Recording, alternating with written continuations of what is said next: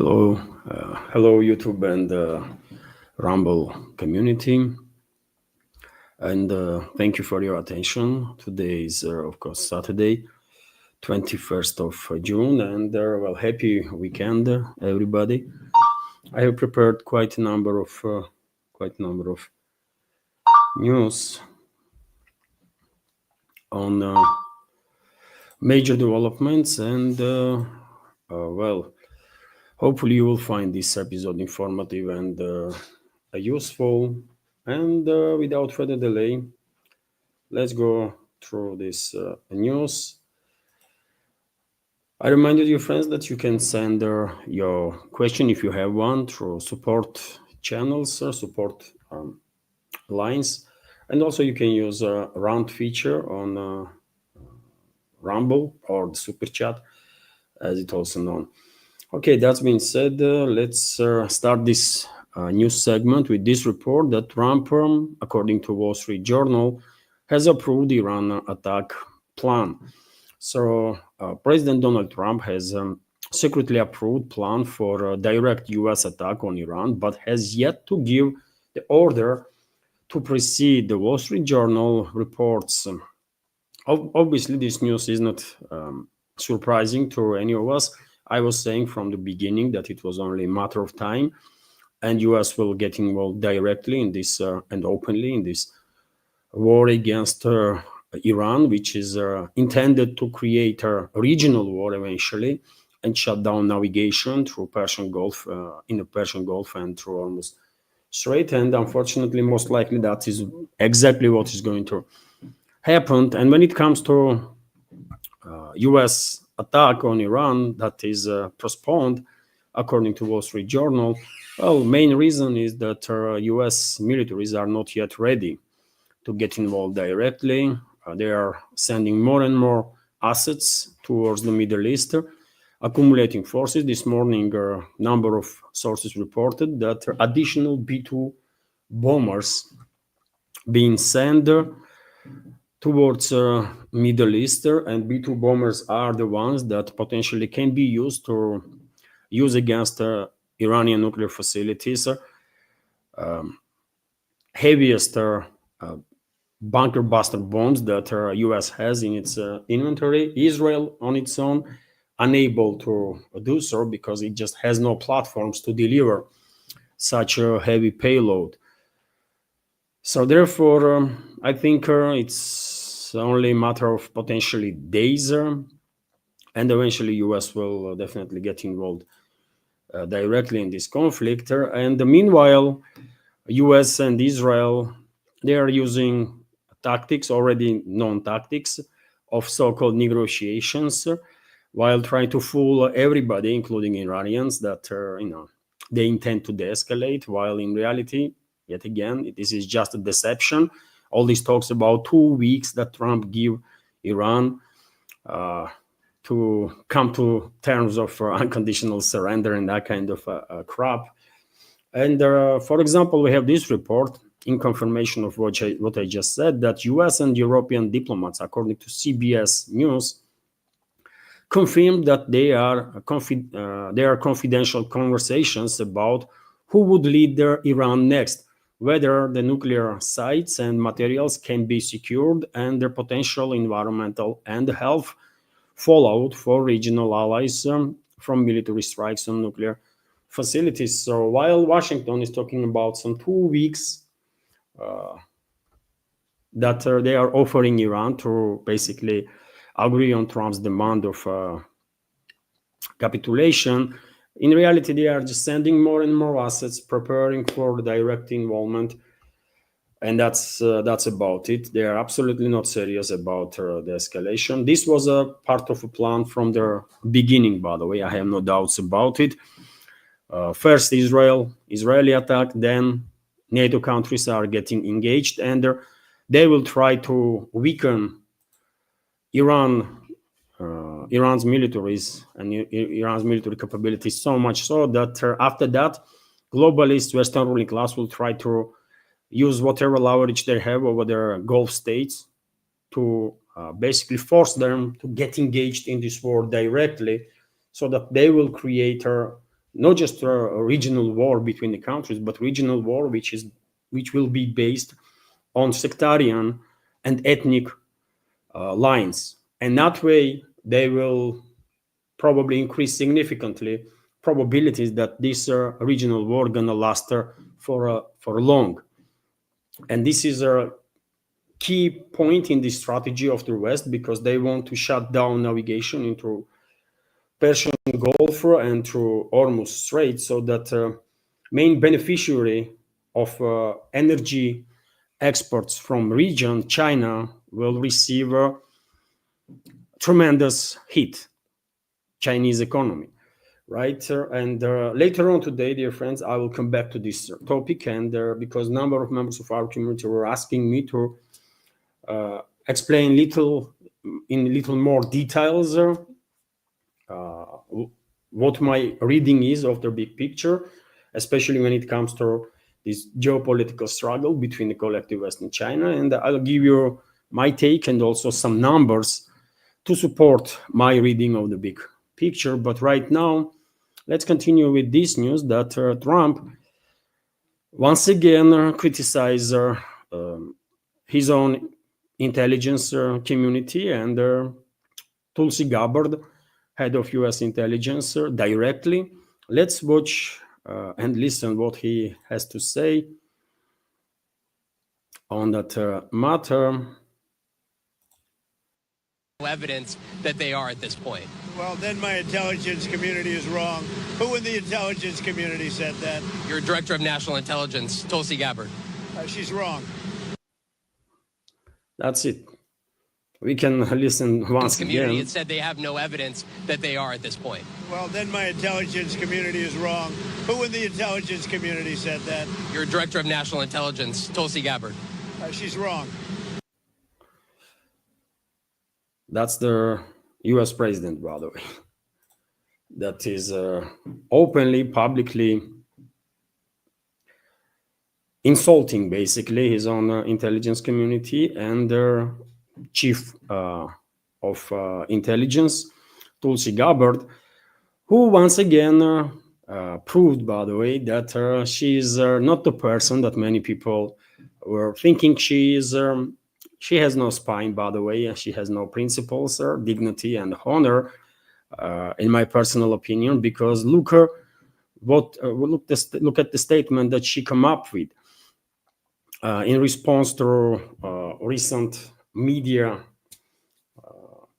reports about she being disagree with Trump's assessment that Iran is about to create nuclear weapon. Let's read what she has to say. The dishonest media is internationally taking my testimony out of context and spreading fake news as a way to manufacture division. America has intelligence that Iran is at the point that it can produce a nuclear weapon within weeks to months if they decide to finalize their assembly. President Trump has been clear that can't happen, and I agree. That's Tulsi Gabbard, by the way. That's this disgraceful element, by the way. And as I said, there is not a single human being, by the way, in US political class that can be perceived as a decent human being. None, literally none, by the way. And that's how system is built. If you are a decent human being, there is no way this system will allow you to enter some important position. It's just not happening. And story around Tulsi Gabbard is just clear demonstration of that, isn't it? Share your take, dear friends, what you think on that matter. I will continue with this news that Iran's foreign minister Abbas Araghchi made a quite interesting statement in regards to negotiations that he was engaged in with the European officials. And let me quote him. I have told the Europeans that Iran will never negotiate on its missile program and that uranium enrichment is a red line. Iran will not negotiate with any party as long as Israel continues to attack, we will continue to exercise our legitimate right to self-defense against Israel. Iran refused to accept zero uranium enrichment during the talks with E3 in Geneva, Switzerland, and said it would not negotiate with the US unless Israel stops the war. Also, by the way, Arakci went to say that there is a trust issue, obviously, in the play. Understandably so. Let me give you a short video of this statement that he made. The solution in 2 weeks. Well, I think it's up to Americans, the United States, I mean, to show their determination for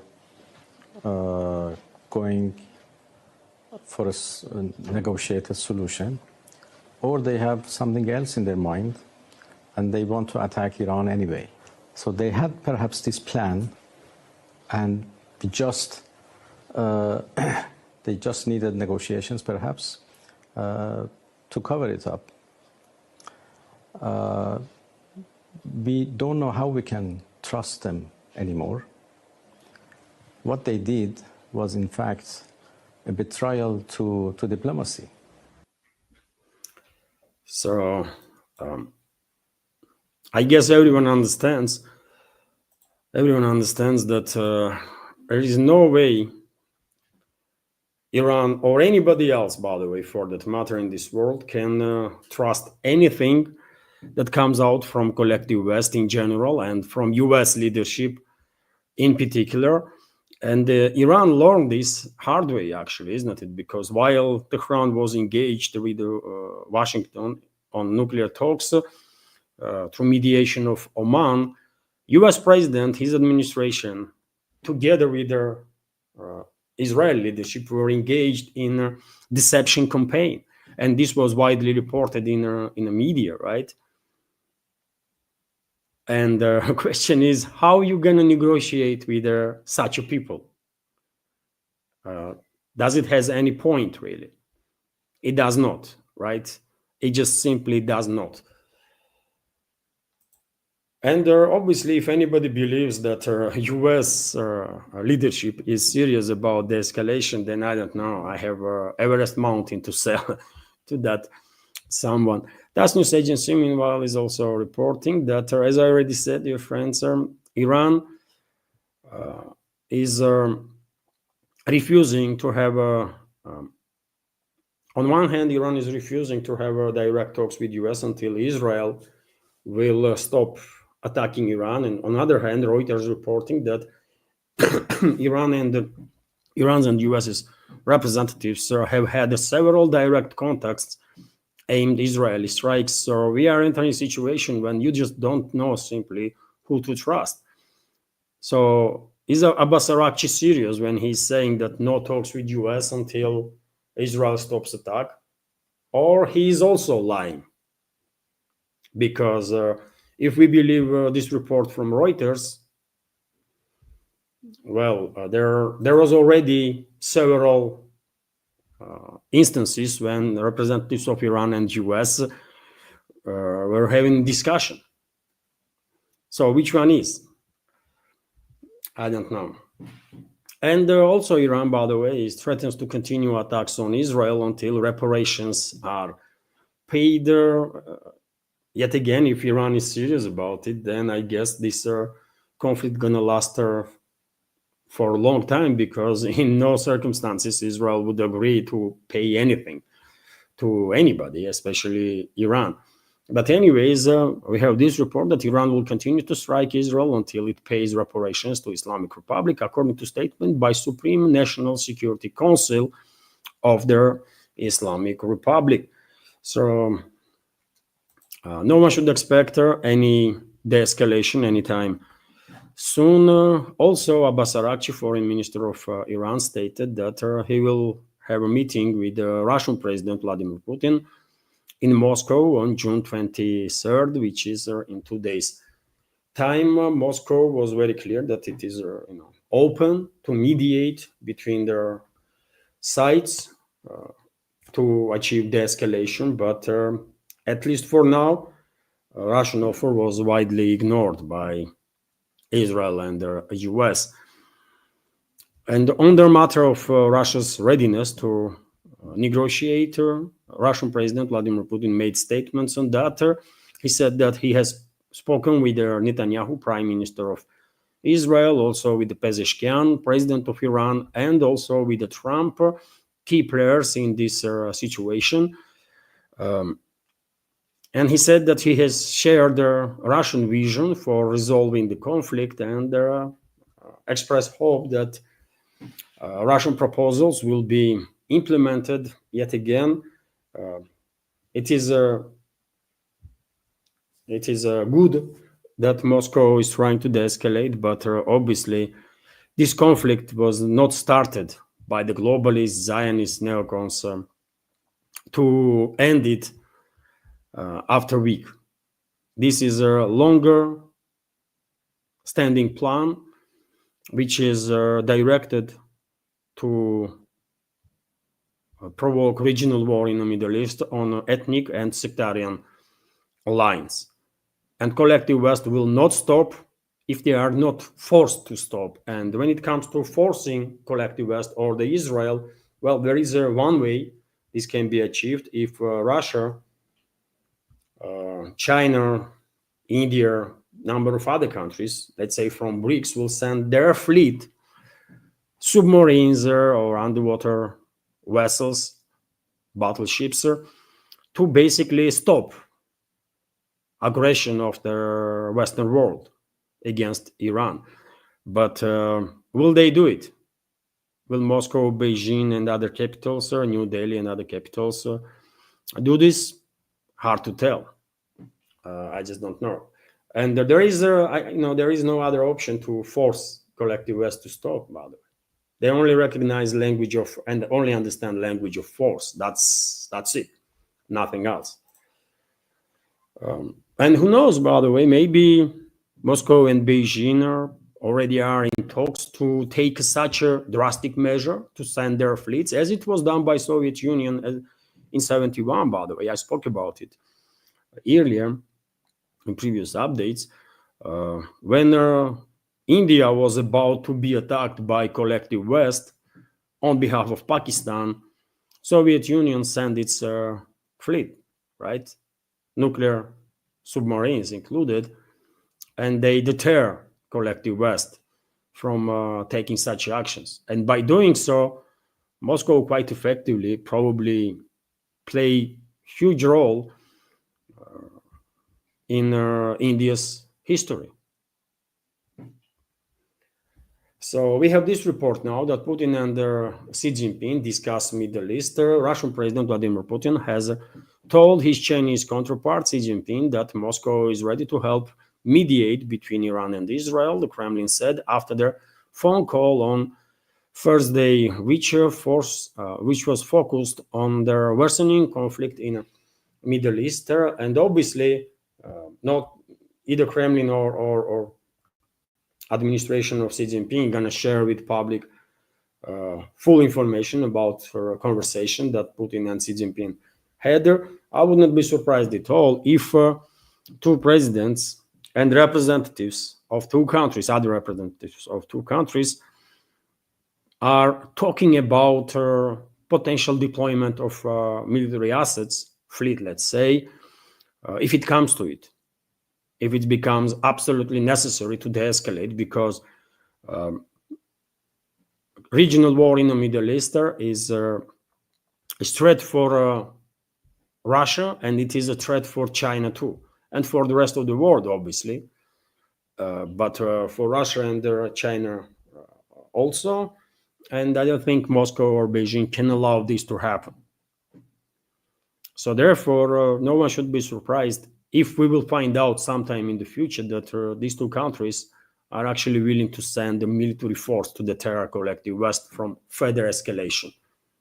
At the same time, I remind you, dear friends, that the Russian side is actively engaged in through diplomatic channels with the Gulf states, Saudi Arabia, UAE, Qatar, Bahrain, and others.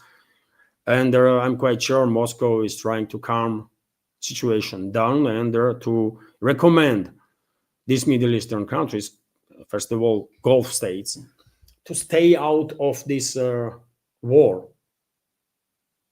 and not to get engaged directly, because that will, of course, devastate those countries too. And probably they understand that. So Moscow is engaged diplomatically, but I wouldn't be surprised at all if nothing will work. If next step of Moscow is going to be sending fleet to deter collective West. RIA Novosti, meanwhile, is reporting that Russian president answered the question about Iran's desire to obtain nuclear weapons. Let me give you some details on that. So there is no evidence that Tehran wanted to obtain nuclear weapons. President Vladimir Putin said in an interview with the Sky News Arabia, I must say that Russia, and this is quote by the way, I must say that Russia, like their IAEA, International Atomic Energy Agency, has no evidence that Iran is preparing to acquire nuclear weapons. The head of state said, according to him, Moscow has repeatedly informed Israel that if Tel Aviv has any concerns about Iran, they can be addressed. Putin added that some details of Tehran's nuclear program should be discussed and agreed upon. And by the way, we all understand that all this escalation is not about Iran's alleged military nuclear program. We all understand that Iran is not building nuclear weapon, has no desire to do so, had no desire at least until this attack on Islamic Republic to build one. This topic of nuclear weapons is just a talking point, isn't it? This is just a foundation on which collective West is building this aggression against Iran, and that's all. We all perfectly well understand this. No questions about that. So therefore, one might appreciate all the attempts of Russian leadership to de-escalate, to explain the situation, but unfortunately, Western ruling class, Zionists or Israeli leadership, they're not gonna listen. They're not gonna listen. They did not listen until now. They're not gonna change anything in the future until they are forced to pay attention. And yet again, only way you can force them to listen is to basically use force. That's the only language they understand. It's just too obvious. And before I continue, dear friends, and there is plenty of news left that I want to share in this episode, let me notice that this channel, as many of you know, is completely subscriber funded. And if you like my work, if you think I deserve to be in this field of news and political commentary, please consider to support, to help, basically, so that I'll be able to maintain this project and work on it full time. You can assist through several ways. You can become a subscriber on my Patreon page or page on Boosty, and you can choose your level of monthly support there. Or you can donate through PayPal platform, Boosty platform with the crypto. All the links are on this video description box and in the pinned comment. Many thanks to everybody who already helped and continues to support, allowing me basically to stay in this field of news and political commentary. Thank you. That being said, let's continue with some more news. And as I said, there is a lot is happening, by the way. And for example, as I said, NATO countries continue to increase their military presence. Well,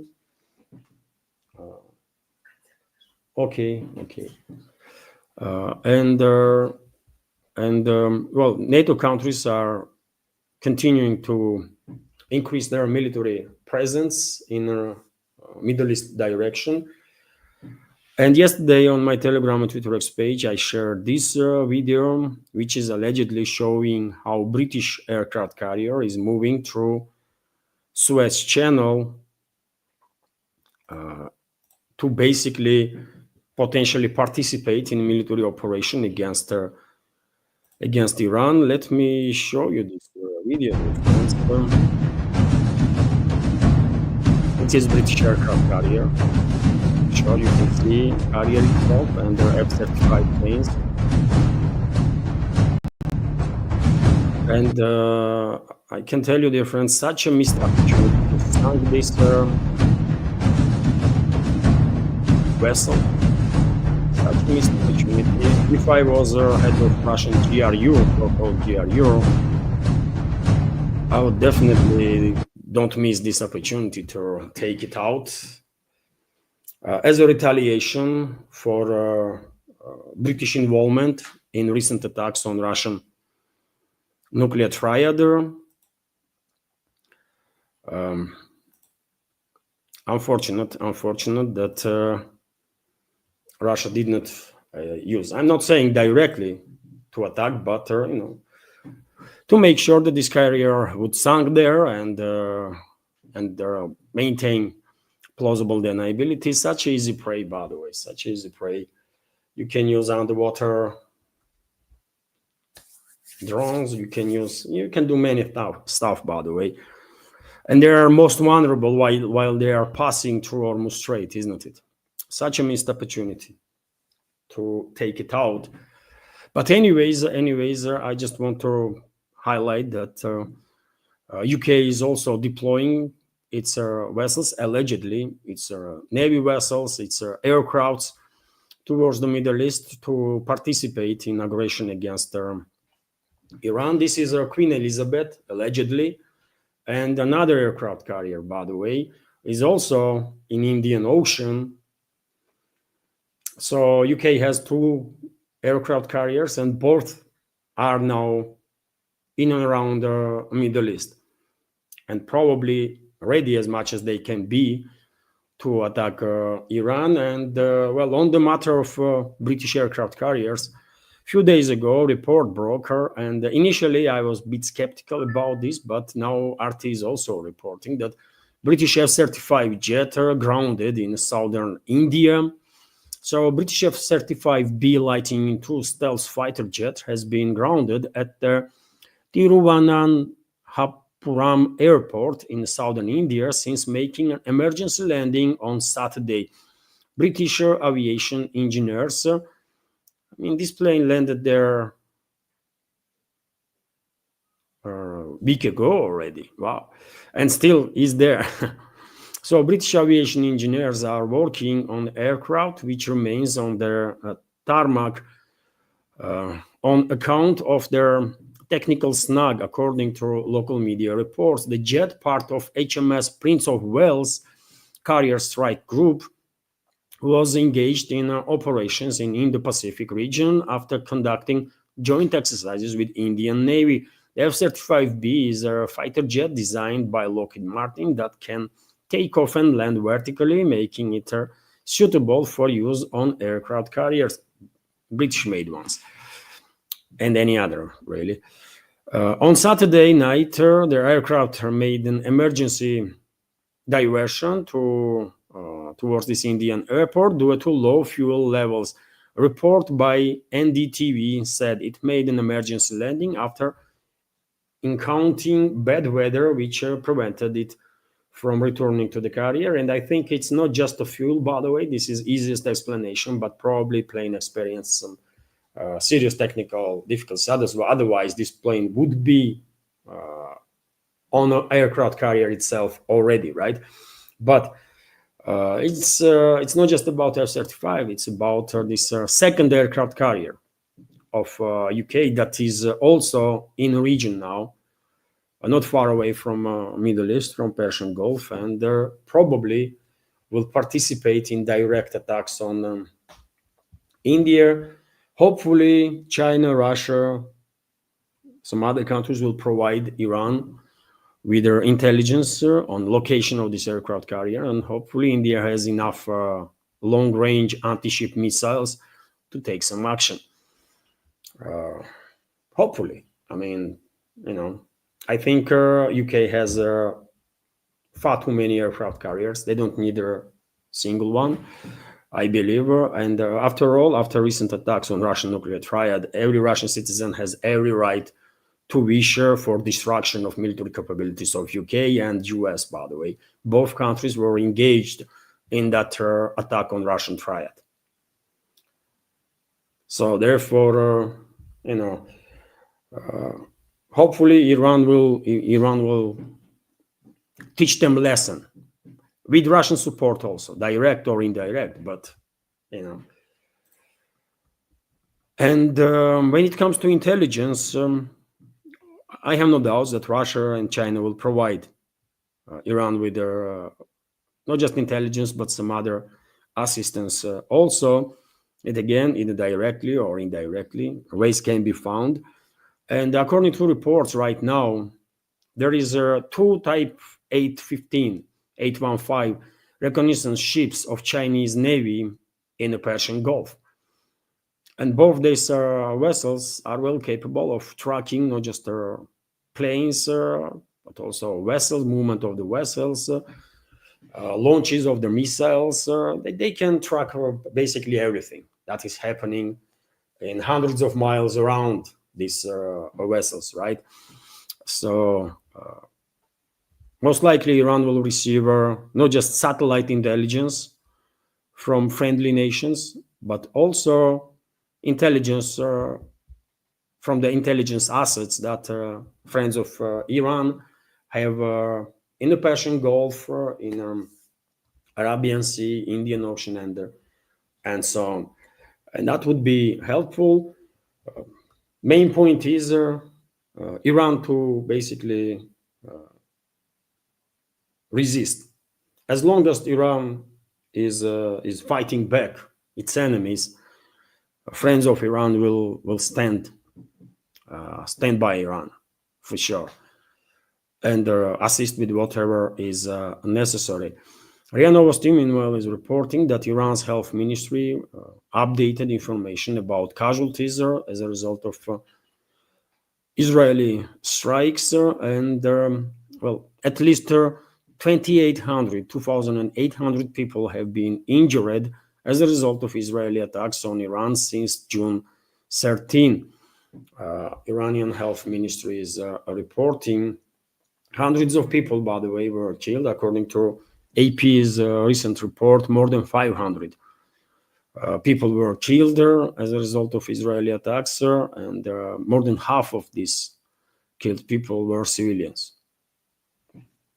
So Israel does what it was doing since the creation, basically, killing civilians left and right. That's what Israel does, by the way. And meanwhile, there are some consequences already for Israel for this unprovoked attack on Iran. And this information is connected with their economical situation in Israel. After carefully analyzing threat risks reports regarding their ongoing conflict between Israel and Iran, particularly their potential risks of sailing Israeli ports and their implications for their safety of our crews, Maersk has made the decision to temporarily suspend vessel calls at the port of Haifa, Israel, for Maersk operated vessels. And I remind you, friends, that Maersk is the world's largest shipping company, and such a decision will definitely affect Israel, not in a good way. And when Maersk is making such decisions, obviously other companies are going to follow. And sooner, the longer this conflict continues, probably Israel will experience more and more difficulties when it comes to supply chain. And dear friends, as I already said in the beginning, quite a few times I have seen questions when members of our community, or maybe not even members of our community, Maybe they were not subscribed, I don't know. But some people were asking to explain in little more detail my reading of the big picture in regards to Middle East, because after all, I was predicting regional war there for way before Israeli attack on Iran, right? For years, by the way, because that was the direction in my reading on the big picture towards which collective West was moving. And in general, I cannot talk about this like for another hour, but to make it short, in general, my understanding is that, well, collective West that sees China and Global South as their main competitor, main and only competitor right now, collective West wants to derail progress of the Global South, right? Collective West wants to derail emergence of multipolar world. I mean, I guess we all will agree on that point. And there are several ways ruling class of the West that is basically was in charge of almost entire world for the last 300 to 500 years. This ruling class of the West is working on several directions on geopolitical scale, and one of these directions is to basically create a regional war in the Middle East, provoke regional war in the Middle East, to shut down navigation in Hormuz, in the Persian Gulf and through Hormuz Strait. And what they want to achieve by doing so, they want to basically attack Chinese economy. That's the first, right? Immediate result will be significant damage to Chinese economy. Also, by the way, one should keep in mind that if Western ruling class succeeds in this provocation, and if they will shut down navigation in the Persian Gulf, that will increase oil prices and gas prices, LNG prices, for example, significantly, right? And that will be secondary strike on Chinese economy, because Chinese goods obviously gonna become significantly more expensive.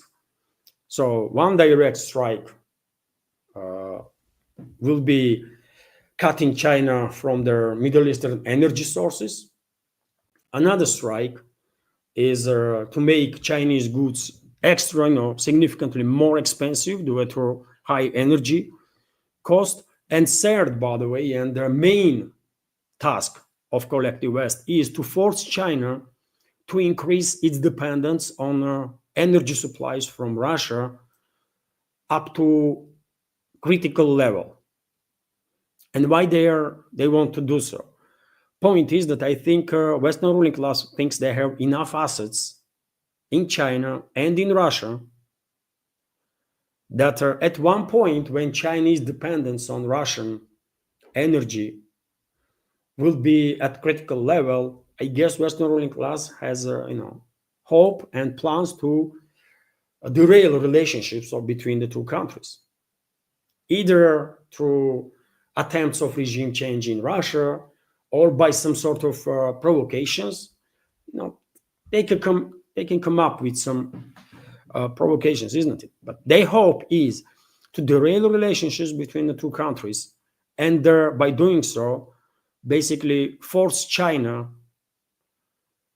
to take a military action against Central Asian republics that are rich in energy and against Russia. And this is, by the way, closest energy fields we are talking about that China can reach through land.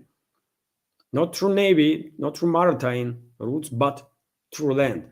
Kazakhstan, by the way, is bordering China, right? And Kazakhstan is an oil-rich country. Russia is obviously bordering China, and Russia is a rich country in every possible way, energy, and you just name it, right, with everything. First of all, I think Russia's vast main richness is its society, right? Intellectual richness, but natural riches also is here, and also Turkmenistan, by the way, which is a gas-rich country. So West wants to force China to take a military action to secure closest energy fields that it can reach through land. That's the main goal, and by doing so, Western ruling elites are hoping that they will take out main and basically only competitors that they see now and in observable future, which is China, and we can argue global South in general, because obviously military confrontation between China and Russia are going to turn global South in disaster zone, for sure. So you see where my logic is. And now to realize, I mean, to give you more details about how important energy from Middle East is from China, I give you a few numbers, by the way. For example, I mean, Iran, which is under thousands of sanctions, obviously, but still, on daily basis, supplies exports to China about 2 million barrels of oil daily, by the way. But this is peanuts compared to overall import of oil by China on daily basis through Middle East. And for example, I can give you this information that by for April, by the way, China's average daily oil import was 12 million barrels a day. 12 million barrels, by the way, a day, right, from Middle East.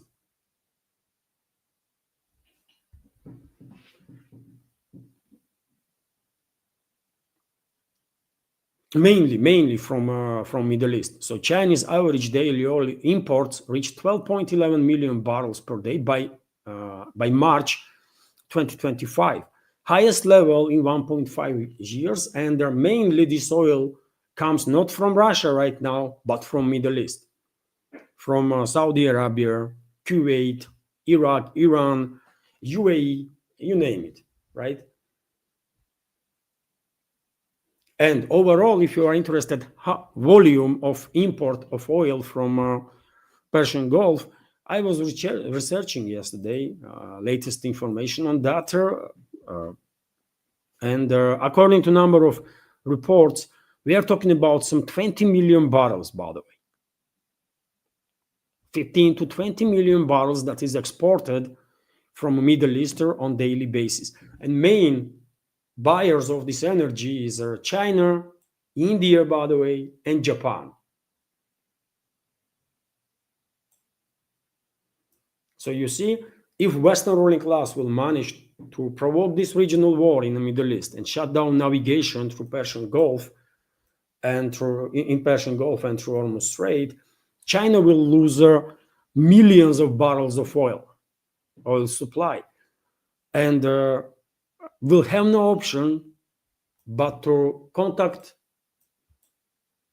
Central Asian republics, Kazakhstan first of all, and Russia obviously, and China will ask us to increase oil exports to China as much as we can, and eventually,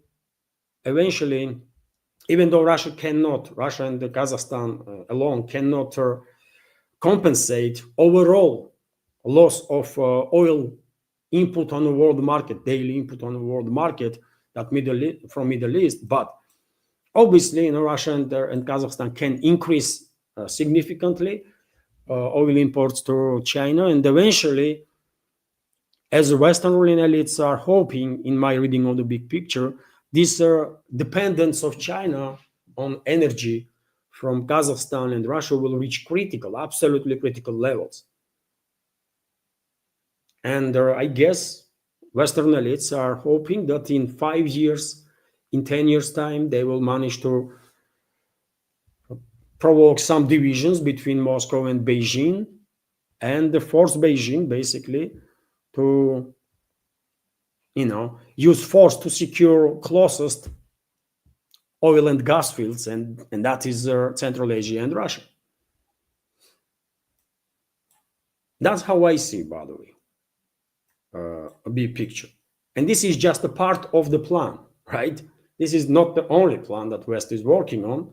But in regards to current developments in the Middle East and the strategy of the West against global South, emerging multipolar world, I think a scenario that I just presented is one of the main one that West is working on. I hope I explained well enough how I see the things.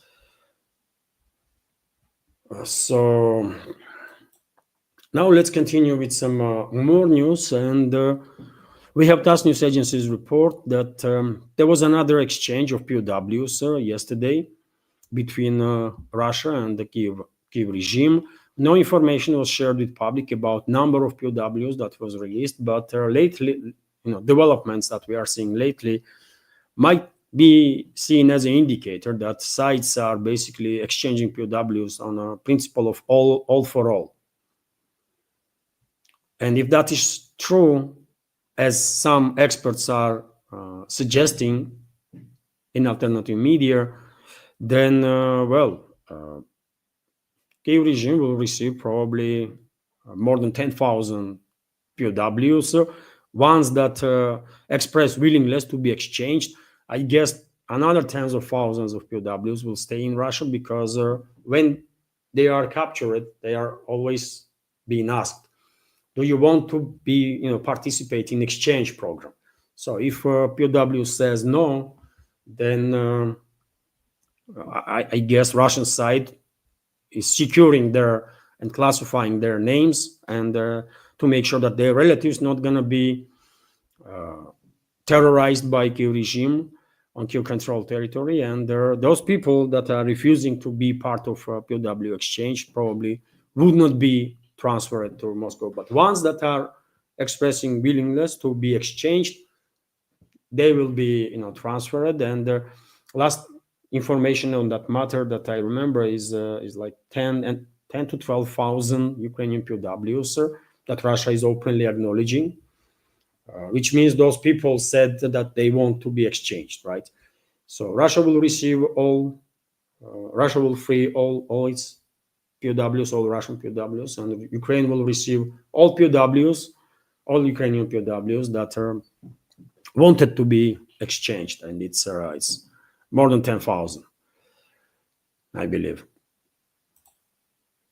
Also, we have reports that Russian defense, according to Russian defense minister's announcement, settlement Mosovka was liberated in the Kharkov region, and this is a big deal, by the way, because Mosovka is basically northern-western outskirt of Kupiansk, and let me show you on the map this area.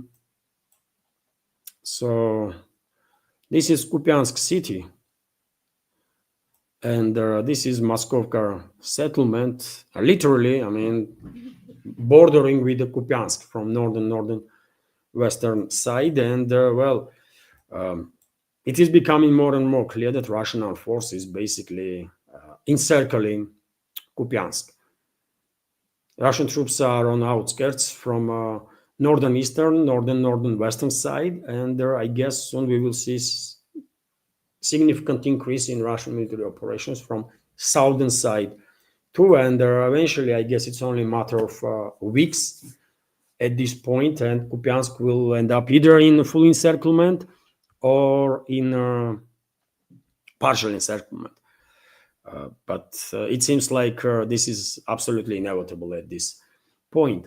And also, Russian Defense Ministry reported that Novonikolayevka settlement in DPR were liberated. Also, this is third Novonikolayevka, if I remember correctly, that was liberated. There are so many villages, so many settlements in Ukraine have, and everywhere else, by the way, worldwide, have similar names, isn't it? And sometimes it does create confusion. And I've been asked, I mean, how many times you're going to liberate this settlement? Dear friends, there is settlements that have like 2, 3, 4, 5 settlements that have similar name. They are just in different regions, right? Different directions, different districts, and so on. And what you're going to do, when report is that Novonikolayevka is liberated, then, I'm going to report about it. Just about a week ago, I was reporting about liberation of another Novonikolayevka, which is in Sumy direction, isn't it? If I remember correctly. After all, I'm not an expert in the geography of this former Soviet Republic. But this is happening quite often when many settlements have similar name. RIA Novosti is also reporting that, well, according to governor of Kherson region, Vladimir Saldo, islands in the Dnieper River, Dnieper Delta, have been completely liberated from Kiev regime's forces, and Russian troops are now increasing their presence on their islands to make sure that these islands will not be used by Kiev regime to prepare attacks on the left bank of the Dnieper River. And I guess this step-by-step progress can be seen as an indicator that Russian troops are gradually preparing ground big time for a very serious offensive operation in Kherson direction, with the crossing of the Dnieper River and potentially amphibious operations through sea. But I think we are getting closer to the moment when Russian troops will begin sectoral scale offensive operations on the west bank of the Dnieper River. Then it's going to be Nikolai region, then Odessa region. As I said many times before, I'm absolutely convinced, by the way, that once this conflict will end, most likely there will be no more Ukraine on the political map. Russia will liberate all of it from this Western-backed terrorist regime of Zelensky, with the exception of western parts of Ukraine that used to be part of Poland, Hungary, Romania, in past, right? At some point, part of Czechoslovakia, for example. I mean, Transcarpathia was taken from Hungary after First World War and given to Czechoslovakia, right? So Western Ukraine eventually will end up being reclaimed by Poland, Hungary, and Romania. I have no doubts about it. And the rest will be liberated by Russian side. All the territories from Kharkov region to Odessa region, at least, will join Russian Federation, most likely. The rest might maintain statehood, but only in the zone of Russian sphere of influence, while being completely free from the Western proxies. Either that or all of it will join Russia, including Kiev, by the way. We will find out, but Ukraine, as we knew it, is finished. It is what it is, and for good, by the way, because such an entity, such an artificial entity, was and still is, by the way, danger of stability for the whole of Europe, not just for Russia, but for all of Europe. Let me continue with some more news, and Russian envoy to UN, Nebezhnya, stated that immediate negotiations with Russia are Ukraine's only chance. So only an immediate start of constructive negotiations with Russia can save Ukraine from total disaster, Russian permanent representative to UN, Vasily Nebezhnya, stated. And he is correct. And he also went to say that Russia suggests holding next round of Istanbul talks after June 22nd. So if Kyiv regime will accept this, or if Western backers of Kyiv regime will accept this, then probably before end of this month, we will see third round of direct talks between Russia and their Kyiv regime in Istanbul. Let's see how will situation develop. Also, I shared on my Telegram and Twitter X page this information that Russian president yesterday on the sidelines of St. Petersburg International Economical Forum was asked about Ukrainian crisis, obviously, and he said that Russians and Ukrainians are one people, and in that sense, all of Ukraine is ours. But we will never challenged anyone's right to seek sovereignty.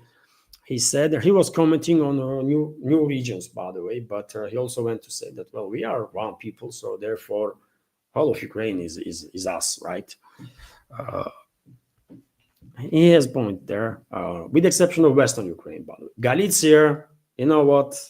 Let's leave it for Poles, Hungarians, and Romanians to deal with Western Ukraine and all those fascists and neo-Nazis and the terrorists that for whom Western Ukraine is a breeding ground, like for decades and decades and decades. But the rest of the territory, as I already said, will either join Russia completely, or definitely from Kharkiv to Odessa, potentially even Sumy region, Chernihiv region, we will see. And Ukraine, if Ukraine will stay on the political map only as a landlocked state, Kiev and few surrounding regions, and only in Russian sphere of influence. That's it, man. There is no other way. And the Russian president was also asked, maybe somewhat surprisingly for many, about risks of Ukraine using dirty bomb against Russia. And you know, dear friends, my take on Ukrainian crisis. I said many times before that I believe globalists are planning as a next phase of escalation with Russia, transformation of Kiev regime into a nuclear armed regime. And I'm afraid the UK, British and US scientists, British and US experts, maybe already have assembled several dirty bombs, so-called dirty bombs, with radioactive materials from Ukraine, so that if they will detonate these dirty bombs, radiation can be traced back to reactors, nuclear reactors that are located in Kiev-controlled territory. I think risk is real, and well, Russian leadership did spoke about this topic several times. And yesterday, Russian president was asked directly about this such a risk, and he said that Ukraine using dirty bomb against Russia would be a colossal mistake. Maybe it would be their last mistake. Our response would be catastrophic. That's what Russian president said. And yet again, I don't think this topic, if it has no ground, would be discussed on such high level. So therefore, I'm afraid this is my prediction that out of desperation, globalists are planning to transfer this current terrorist regime of Zelensky into a nuclear armed terrorist regime is a serious risk. I think my prediction is correct on this matter, and we are receiving as many other predictions, by the way, that initially very few people were understanding, and after time, well, more and more people were writing me that, you know what, you were correct on that and this, and okay. I guess 30 years in journalism did equip me with certain tools to be good at this. But Russian president's response was not only one that Russian media is paying attention to. Former Russian president and current deputy chairman of the Security Council, Dmitry Medvedev, also commented on this matter and said Russia will respond with a clean bomb to the use of dirty one against it. So the deputy chairman of the Russian Security Council added that he would remain silent about the consequences for future life and their environment, but Kiev should have a good understanding of them. We have a quote from his statement about possible attempts by the enemy to create and use the so-called dirty bomb, which the president spoke about yesterday. This would, of course, be an extremely dangerous provocation, which would have to be responded to proportionally. With the what? With a clean bomb, tactical nuclear weapon. We have enough of them. This is the same mirror response that the head of the state spoke about. He wrote on a Telegram channels are yet another warning, I will say, from Moscow. I think it would be better if Russian leadership will go into some more details and to acknowledge that Kyiv regime alone is unable to make a dirty bomb. So if they will have one, that means NATO countries participated in that, and Russia will respond to those NATO countries too. I mean, that would be better warning, better phrasing, in my personal opinion, but still warning is there, and globalists should think again and again and again how far they are willing to go in this proxy war against Russia, because once they will deploy nukes through their Ukrainian proxies, then I guess that's going to be it. Game is over at that point, and Russian leadership will have no option but take action, not just against this Western-backed terrorist regime of Zelensky with their whatever force is necessary, but against their masters too. And dear friends, let me give you a few more news, and I will end news segment on that. TASS News Agency is reporting that special envoy of Russian president stated that EU losses from a reduction of the gas supplies from Russia have already amounted to 1.3 trillion euros. Quite something, isn't it? So the European economies' losses for their reduction in gas supplies have already amounted to 1.3 trillion. The head of the Russia's Direct Investment Fund, special representative of the Russian president for investment and economic cooperation, Kirill Dmitriev, told us about this on the sidelines of St. Petersburg's International Economic Forum. And by the way, 1.3 trillion is just for reduction of their Russian gas supplies. And I think this number would double or even triple if we take into account losses that European economies have due to all their sanctions, all the thousands and thousands of sanctions that Brussels and also United Kingdom imposed on the Russian economy, on different segments of the Russian economy. I remind you, dear friends, that before this proxy war began against Russia, and before this sanctions war, European Union was a major, number one trading partner with Russia. Number one trading partner with Russia. Now, number one trading partner is China, right?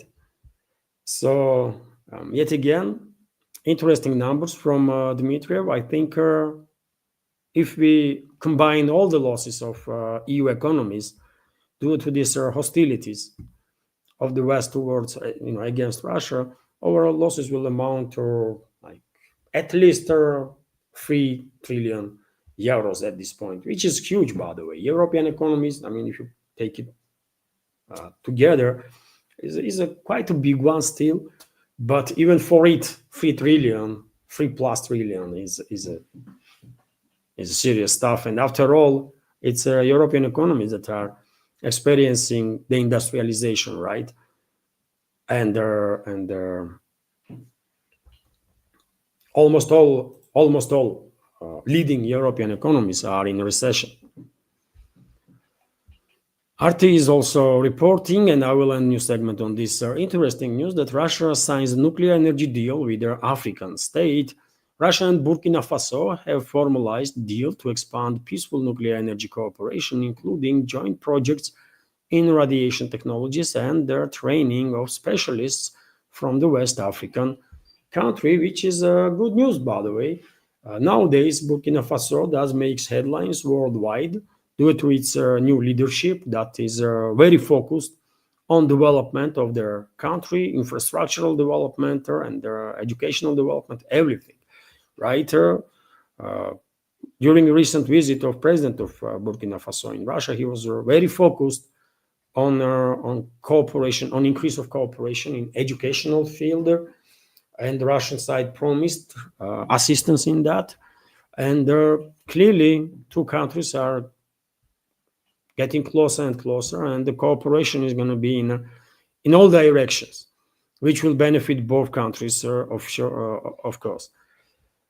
And this is example, by the way. Other countries are going to follow. And although it is also true that Russia has a great relationship with their basically majority of African nations, with majority, by the way. And many people in African countries remember and probably will never forget that their struggle for independence, during their struggle for independence, Moscow was their capital that was supporting them with many things, right? With many things. Financially, politically, militarily, also, and so on. And this tradition of friendly relationships is gonna continue, gonna last forever, hopefully. And dear friends, this is it when it comes to news segment of today's live stream. Hopefully you did find it informative and useful. Was there? There was no super chat, no nothing. So therefore, I will end this live stream on that. Have a wonderful day and take care. Bye for now.